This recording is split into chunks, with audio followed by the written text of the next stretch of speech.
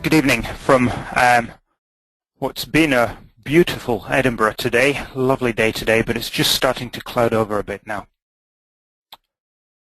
Farmers all around the world have been supplied with drugs in order to control livestock in their to control roundworms in their livestock for centuries now. And these images here are all taken in India, for example, where villages, such as seen in the top left, can walk into any store and purchase any medicines they like and use them to control roundworms in their livestock. And the standard way of controlling roundworms in cattle, for example, in India, is with fenbendazole tablets, which are given orally. And of course, they don't work.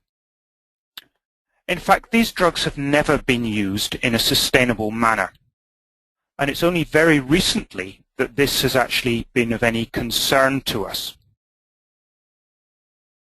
The reason why we're now concerned about the fact that use of drugs to control roundworms isn't sustainable comes down to what Professor John Beddington, the chief scientist, described as the perfect storm of population growth, reduced availability of productive land, urbanization and changing lifestyles with changing demands for meat, for example, threats of global warming to both food and water resources, and concurrent failures of drugs and chemicals to control disease.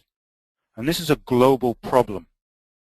So today, our clients, as well as ourselves, need to take the concept of sustainable use of drugs, all drugs, including anthelmintics, extremely seriously indeed.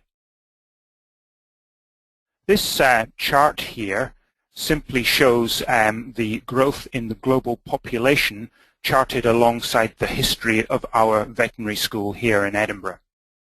But the thing I'd like to point out is that in the 1960s, when the first modern broad-spectrum anthelmintic drugs, which we've now come to depend on, were first launched, the world population was only 3 billion people. And actually, with a world population of just 3 billion people, efficient sheep production really didn't matter that much. And it was more important that people focused on their individual flocks, but improving the productivity or the efficiency of production of their individual flocks actually had a limited impact on profitability. Today we've got this population of 7 billion people, all of whom need to be fed, clothed, housed and provided with energy. And it's not only national agriculture that matters, it's global agriculture as well. The need to secure efficient and sustainable livestock production is paramount.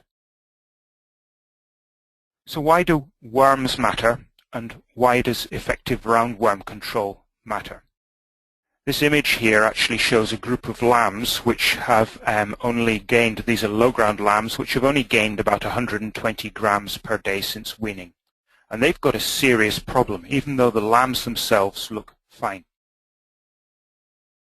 The point is that since the last round of cap reform, when headage payments were replaced by a single farm payment, the only reason for keeping sheep on most low-ground farms is to convert whatever the farm's primary resource is, usually grass, into a marketable product, which is meat. And the profitability of sheep production is directly related to the efficiency of conversion of that forage to meat. The feed conversion efficiency of these lambs, which look perfectly healthy but haven't been performing as they might be, is much less than the feed conversion efficiency of lambs that are thriving. And add to that, the longer that these lambs are kept on a farm before they actually are finished, the more predisposed they are to compounding effects of other diseases, including the compounding effects of worms. And these New Zealand data, they mirror some information that Leslie gave us in a webinar last year, just show that actually the feed conversion efficiency of lambs growing at 100 grams per day is half that of lambs that grow at 300 grams per day. Okay, 300 grams per day is pushing it a bit than New Zealand figures. But the reason for that is that the lambs that are growing slowly need to eat more for maintenance because they're on the farm for many, many more days, during which they actually have to meet their maintenance requirements before they can even start to convert the forage into meat. So worms are important in actually influencing the growth rates of the lambs and therefore in the economic productivity and sustainability of the sheep farm. So this example is a Scottish sheep farming example, and these images were taken in the middle of August. And this is a flock of 350 spring-born low-ground lambs which are ill-thrifty and scouring. The lambs have been grazed on permanent pasture on a sheep-only farm, and their fecal trichostrongyl egg counts are shown at the bottom left: 450, 1500, 2700, 450, 950, etc. So there's 10 fecal egg counts. The mean is just over 1,000 eggs per gram. So what would you recommend in this situation where we've got scouring lambs with evidence of worms, parasitic gastroenteritis, on permanent pasture on a sheep-only farm? Would you dose them with a different, sorry, do you need to put up a different screen? I'll just launch this poll and then people can choose as you read through them. Yep. Okay. So would you dose them with a different conventional anthelmintic to the one that's been used and then return them to the same field?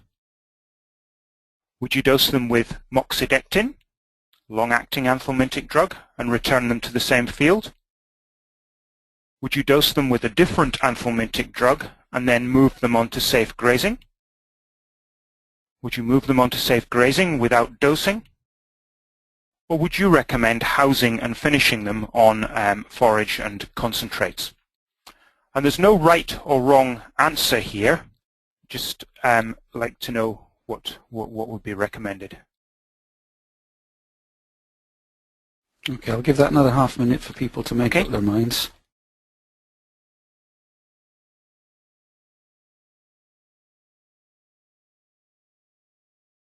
I understand that people on iPads might still have difficulty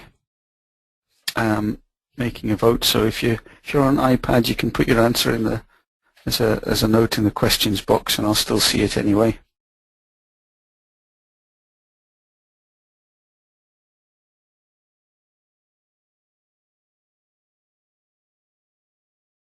Okay, last chance before I close it.